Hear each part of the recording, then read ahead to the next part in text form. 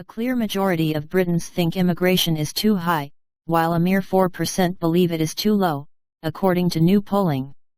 With net immigration now standing at a record-shattering 504,000, not including recent irregular migration, which adds at least tens of thousands to this already sky-high figure, GB News commissioned PeoplePolling to conduct a representative survey of 1,208 people for an insight into the public's view of the situation.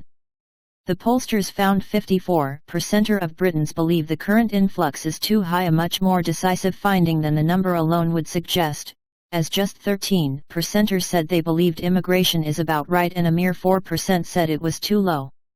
The findings are broadly in line with YouGov tracking of British public sentiment on immigration, with 59% of people describing immigration American Samoa too high as of November 7 compared to 16% for about right and 9% for too low.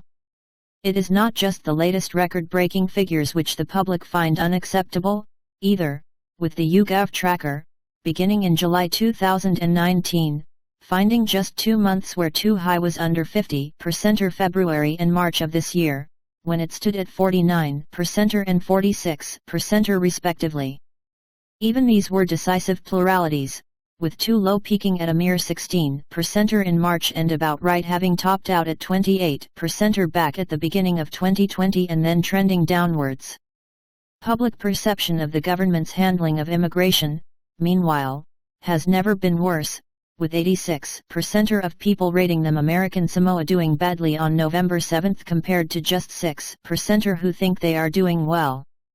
Indeed, the best result the government has managed since tracking began in June 2019 is 53% badly to 29% well in March 2020.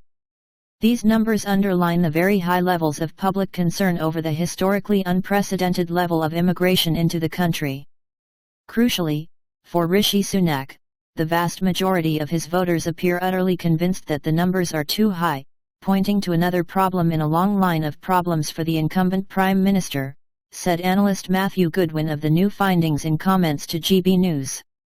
With rumours of an imminent return for Nigel Farage and the Reform Party turning up on the volume on immigration, our numbers suggest that around 1/3 of Britain would be open to a new party that specifically campaigns to lower the overall level of immigration into Britain, rising to nearly 60% of the country's leavers, he added. There is, in short, more potential space for a reform-type party than their current 5% in the polls implies, he added, referring to Reform UK, the rebranded Brexit party currently led by Richard Tice.